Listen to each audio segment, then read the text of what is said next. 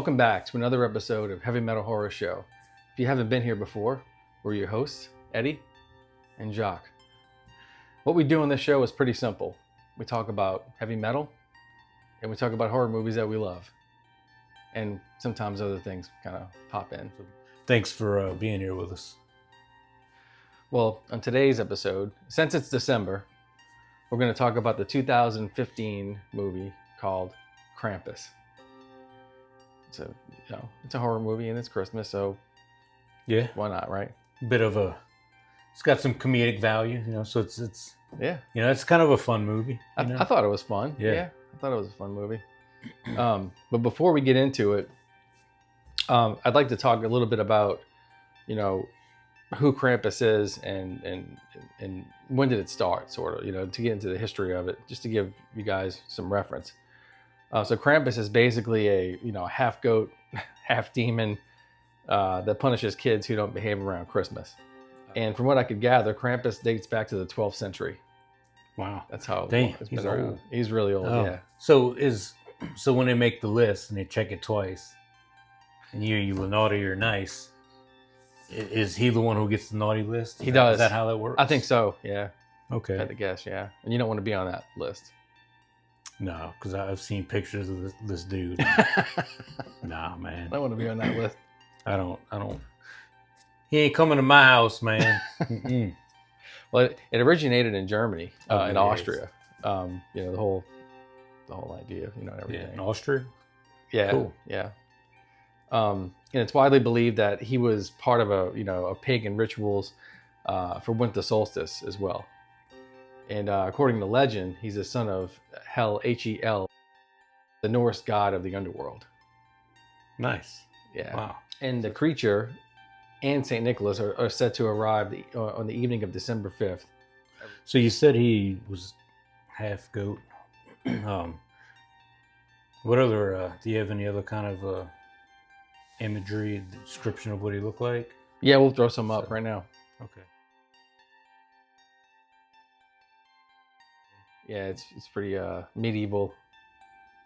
It's pretty creepy. Medieval scary, yeah. Nice. Show you kids. Say, get in line, or we getting old Krampus on you. Naughty list didn't mean that to me when I was a kid.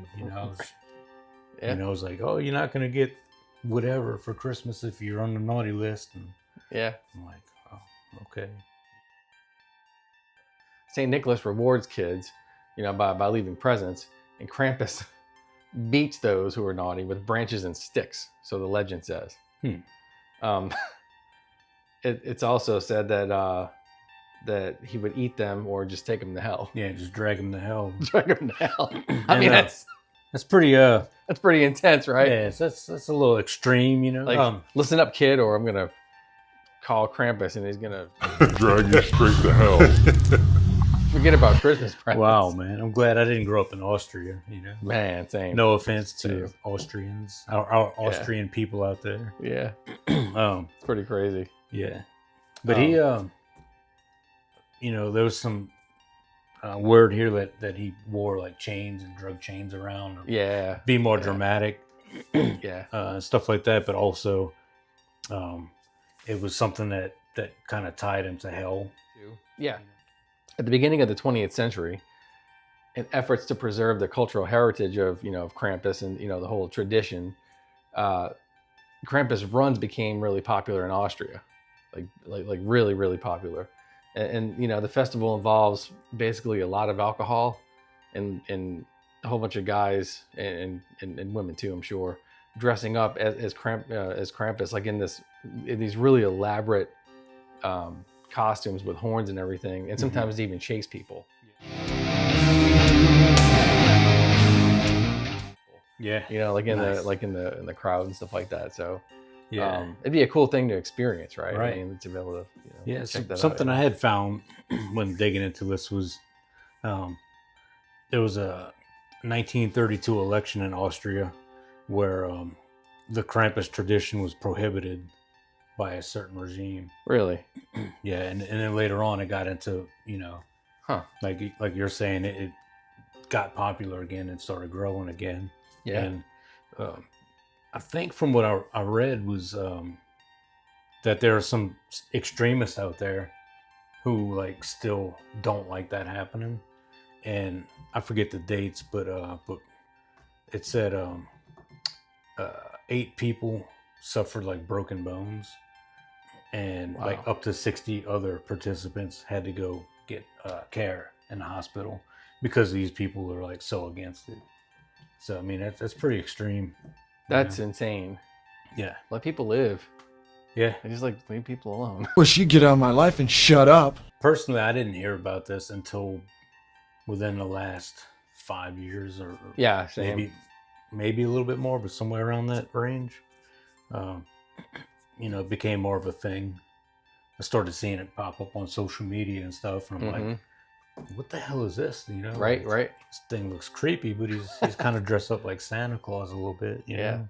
Yeah. And I dug into it and I found out about this whole thing, and just kind of I thought it was like a really cool concept, something that being from here, in the States, wouldn't never heard of that. Yeah. I'm sure maybe if you've got like a heavy German, Austrian lineage, Right. It's just like anything else that that probably came along. Yeah. But yeah. So anyway, That's pretty cool. Yeah. Yeah, and personally, I've never been a fan of Christmas, really. But I've always been a huge fan of Halloween. It's my favorite holiday to this day, Mm-hmm. and to mix the two in a movie, I thought was pretty cool, Yeah. because even if you don't, not the biggest fan of Christmas, it just kind of draws you in, Yeah. So Yeah, I think my favorite holiday is probably Thanksgiving.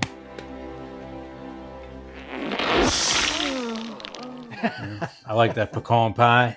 that's good. Yeah. Man, I want to go back to like 2 weeks ago.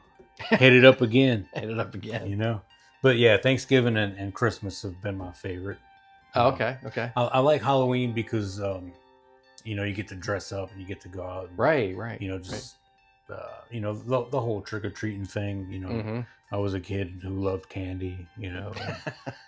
Who used to love candy? I'm not a kid. I still love candy, but now I'm just I'm just a grown adult who loves candy. Yeah, I love candy too. Grown man who loves candy. I can't talk. Yeah. But yeah, but also like hanging out with friends. Yeah. As you get a little bit older, you get to see. At least for me, you got to branch out a little bit more. And as much as a family person I am now, and how I look forward to holidays for family gatherings. Oh yeah. As a teenager, like I couldn't wait to go, meet up with some friends and get away from the house and stuff. And, Right. Go walk around some other neighborhood that I didn't grow up in and bug those people for their candy, Man. And I really miss that. I don't know. It's probably similar to that nowadays, everywhere. But when I grew up, it was like our neighborhood. You could go knock on every single door and not leave our neighborhood and like load up on candy. But now it's like they don't do that anymore. Like, we haven't had a trick or treater in years. Everybody goes to like specific neighborhoods. Yeah. And to me, it's still fun. Like, cause I got to bring, my kid, my daughter, and and my niece and nephew and stuff like that. And it's still fun to see it, but I do miss that neighborhood small vibe. Yeah, it used to be nice. It certainly has changed. Yeah. So Krampus. I don't know about you, but the very beginning of this movie really got me because, and I thought, wow, is this what we've become as a society? Oh, dude. You know what I mean? It was really sad. That's why I don't go out during that time. I shop online. I don't fight those crowds. I don't do any of that stuff ever. It's definitely like chilled out over the last like couple of years, like recently. Yeah. I think Cyber Monday helped curve that a little bit. Maybe but, so. Yeah. But it was, like within a decade ago, like pretty intense where people like, I don't know. I've been to a couple of those like opening the doors at midnight Black Friday deals. Really? And it was it was a bit hectic. You know, there's a lot of people. But looking back again at social media, seeing some of the posts of like the insanity that goes on in some places, it's like I can't believe like, you know, you got somebody's grandma's in there, you know, fighting another grandma for the last TV so that they can save $30 on a 40-inch TV, you know. But it was also kind of fun to go to that thing and just sit back and almost like have some popcorn and just watch people going nuts, you know, like you know, like live WWE right here at Walmart, you know. I mean, if you can keep a safe distance, I guess it could be kind of funny, you know, in a sad way. Yeah. But that really sort of pulled me in, you know, when I first started watching the movie. And then, you know, I read a little bit about Krampus beforehand, but I'm like you, I didn't grow up with it either. Mm-hmm. And I didn't know anything about the, you know, what the basis of the story was, right? Yeah. And you know, you know, I take it as a cautionary tale, just, you know, to be thankful and not lose that Christmas spirit, and, you know, your humanity in the process, you know, and just try to keep a positive attitude and not take family for granted, you know. And because that's when Krampus came, when Max lost his, you know, Christmas spirit. Yeah. And that's what kind of, you know, drew the creature in.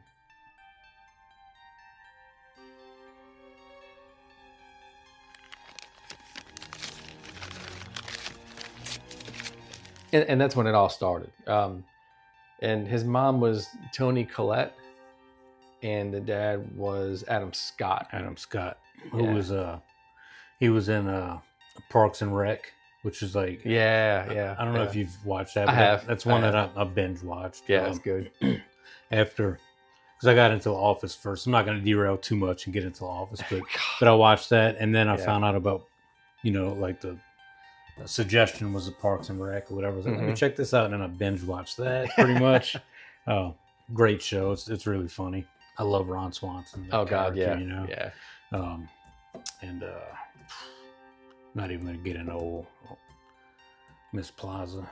I guess you can go ahead and put a picture up here of her, kind of like we did on Gremlins. Phoebe Cates. I'll get you every time. Yeah, you get me every time. But yeah, so he was in Parks and Rec. He played one of the brothers in the Step Brothers movie. Why don't you punch me in the face? Punch me in the fucking face!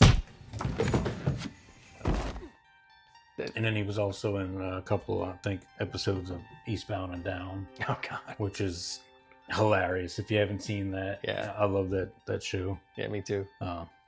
It gets pretty wild, but it does. I mean, Danny McBride is just hilarious. He's a funny dude, man. You know? He is so funny. Was it Vice Principals? Vice Principals. That was great. Righteous Gemstones. Yeah. That's like one of the best series. Yeah. Oh God, yeah. So funny. Yeah. Adam Scott's role in Step Brothers was so funny. Yeah. It was just such a. It's like he played that role so well, and it was a comedy role. And you know, I was skeptical about this movie because it's a, you know, he went from comedy to horror, but he did well. He did really well in this movie. He did. Him as well as David, I guess Kochner. I think that's his name. I don't know how you say it, but which he was in Anchorman. Yeah, you know, in a comedy role. Yeah, he was as the well. He was that dude, you know, with the cowboy hat and stuff. Yeah. And which is it's kind of funny because both of those movies are Will Ferrell. You know, that's true. Yeah. You know, he was involved with that, but he was also in Dukes of Hazzard and Talladega Nights. Mm-hmm. Which is another Will Ferrell. That's another Will Ferrell. Yep. John C. Reilly movie. Yeah. You know? Wow. If you can't tell, we love those actors. You know? Yeah. I mean, hilarious. They're just funny. Yeah.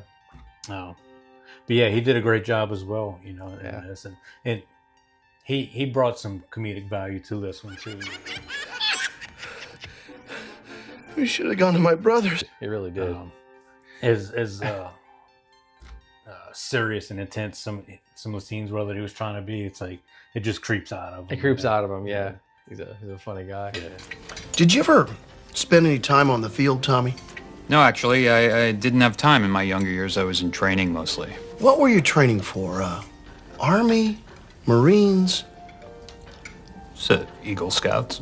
Adam Scott was actually a good guy in this movie. He was like the most patient, nice person, like in the whole family. Right. When everyone else were, complaining and things like that, he was like, he wanted to try to preserve Christmas for his son, which I thought was awesome. Yeah.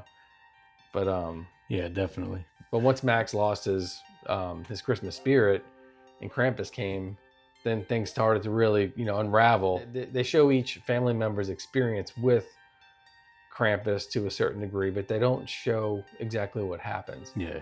So they sort of leave it up to interpretation what happens to all the family members, I think, even at that point in the movie. Yeah. Because they don't, it's implied, but do you really know? Mm-hmm. Yeah, because you don't know what's happening. Because I don't know, they shot it pretty well, where you just like it could go either way. Yeah. Like well, when the grandmother confronts Krampus, I think she locked herself in with Krampus. Yeah. To confront him because she wanted to try to maybe rectify things or defeat him. Yeah, because really, while all this is happening, you also learn her backstory about how she kind of did the same thing with her family, right?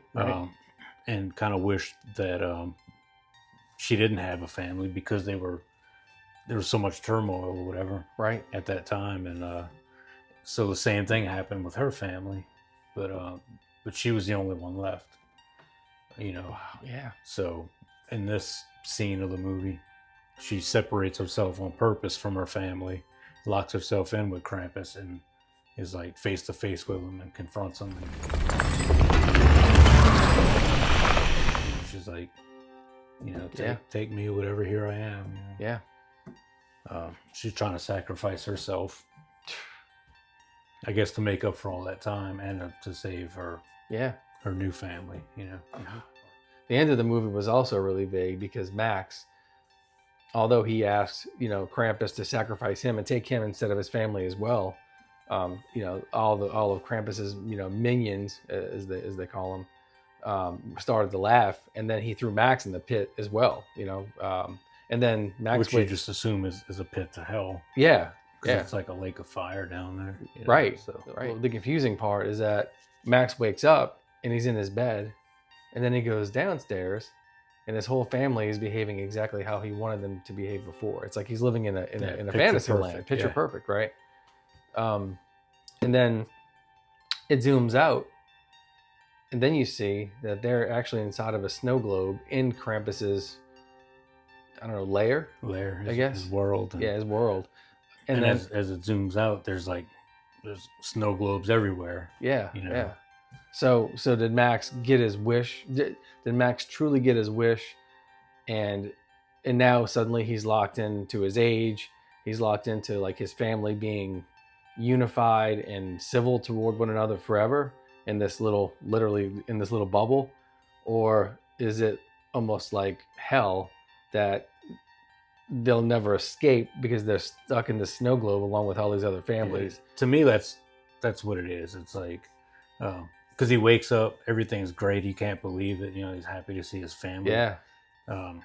Communicating like he wants them to. Right. It's like, right. It's a beautiful world, And, yeah. And he opens his present and he sees that, it's something from Krampus. And then he starts realizing, he's looking around, and everybody's all of a sudden got this look on their face like maybe they're remembering too. So I think it could have been, great or whatever, but being that they realize that they're not free, that it's all BS. Wow. Like they're in their hell. So, man. And then what happens there? Do they all realize it, and then they start freaking out, and then they start hating each other again and yelling, and it's all chaotic again? Or that's the part that's, Yeah, who knows? Yeah, I think it was done that way on purpose, but it's a little confusing. I guess it's time for Did You Know?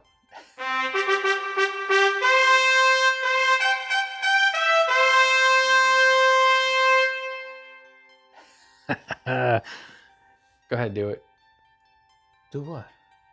Your horn sound that you always do. What horn sound? It ain't gonna be the same. What? That thing you do. There you go. Now it's time. Yeah. Lightning round. Lightning round. The film was originally set to be released on November 25th, but it got pushed back to December 4th to coincide with Krampus, traditional Austrian festival held on December 5th that celebrates Krampus coming to punish naughty kids. The folklore behind Krampus it's gotten so big that a movie waited until that was going to happen to be released. Wow! So I thought that was pretty Nice. cool. The opening sequence was shot on location in a single day in a department store in New Zealand. Wow! Yeah, they did the whole thing in a day. Really? The whole opening shot. Yeah. Wait, the whole movie? No, the opening shot. Gotcha. So when Tom speaks to his mother, he doesn't speak standard German. It's actually an Austrian dialect. Oh yeah. Damn. Yep. I wonder if Arnold, wonder if he could understand. Like, Of course, I'm a Terminator. put another shrimp on the barbie. So That's Australia. Jesus. don't cut that out. Oh man. That's a Dumb and Dumber reference. Yeah. So it's an Austrian dialect because Krampus is more associated with Austria than Germany, although both sort of celebrated still. 95% of the movie was shot on a soundstage, not the mall scene, but all the rest of it pretty much was shot on a soundstage. Yeah. Wow. Yeah. I thought that was something Yeah. because it looks like it's out, outside. It's not. That's crazy. Yeah. It's amazing what you can do with all that, Yeah. with a vision and Yeah. I guess the cash flow behind it. The cash flow makes stuff behind it happen. matters. I think that's a big deal, a Yeah. big part of it, It makes a difference, for Yeah. sure. And then guess what the snow in the ground was made from? Very cold rain. Diapers. Stuffing it out of diapers. Yeah. What? It's true. Yeah. I read that in a few different places. Wow. So I'm guessing it's right. If it's not, leave a note in the comments and just let me know. But Yeah. every place I've looked, I've seen the same thing. So Just tell him he's wrong just for the sake of it. No. I can hurt my That's, feelings. It's fine. Yeah. That's pretty cool though. Yeah. I would have never guessed that. Yeah. Just like the in one of the previous episodes with the pancake Pancake batter and oatmeal or something. and oatmeal. That's what they used to put in the steps for Nightmare on Elm Street 1 when she was walking up the steps and getting stuck. Yeah. That was the sludge in that scene. That's what they used. Yeah. Yeah. Learning a lot by doing this show. Yeah, it's so cool to hear It how really they is. came up with stuff like that. Yeah. It's cool. I guess if you change a diaper or something like that, or not changing a diaper, but you have diapers because you have children or whatever, and you happen to rip one and some stuffing comes out. Hey, it looks like snow. Looks like snow. Let's use that. I don't know if they got like a deal if they got in touch with one of the companies that said, hey, whatever you stuff these things with, I want 3 truckloads of it or whatever. Yeah. I don't think they took diapers apart, but who am I? I don't know. You never know. That's all I got. That's it, Yeah. man. What you got? That's it. I said I wasn't going to get angry, and I'm not angry. It's kind of hokey, like with the minions, like fighting gingerbread men and stuff, or Christmas cookies, I guess they are. Probably the same thing, but for like 3 of them to get together and operate a nail gun and Yeah, shoot that was people funny. with it and stuff. That was funny. Yeah, It's so over the top, the Jack in the Box clown. Oh, come on. That thing was that's a cool idea, Yeah, it I was thought so too. kind of. I like the look of the face and stuff. Yeah. And actually, it reminded me of, again, going back to another movie, Poltergeist, with the worm, when the Yeah. dad drinks the worm and the tequila. Right. And then I guess, yeah. Huh. So it reminded me of that and Nightmare on Elm Street. When With he's the worm and he's like eating. right. That was in part 3, I think. Yeah. Yeah. In Dream Warriors. Yeah. Yeah. Which we will have to cover on another episode Yeah. soon. But yeah, same idea with the Jack in the Box dude. Like that's He was crazy he was looking. eating people up with that weird, Yeah. kind of like insect mouth that opened like a certain way. Yeah. It was a cool idea. That's cool. The teddy bear, I don't know, it was Yeah. all right, but it was kind of like, Yeah. Yeah. I've seen that teddy bear somewhere. It looks a lot like, I don't know what they're called, but we can find out and put it right there. But I think they're at maybe Hot Topic, or you see them somewhere, and it's just like a normal looking bear and like a cute little teddy bear, and then you like do something to it, and its face like goes evil, like opens its mouth, and it's got crazy teeth and eyebrows, like get all evil looking. Huh. That means evil. Like that? Oh my god! Don't do that to me, man. Sorry. Jesus. Sorry. Thanks for checking out another episode of Heavy Metal Horror Show. Stay tuned for more. Don't forget to like and subscribe, and we'll be back.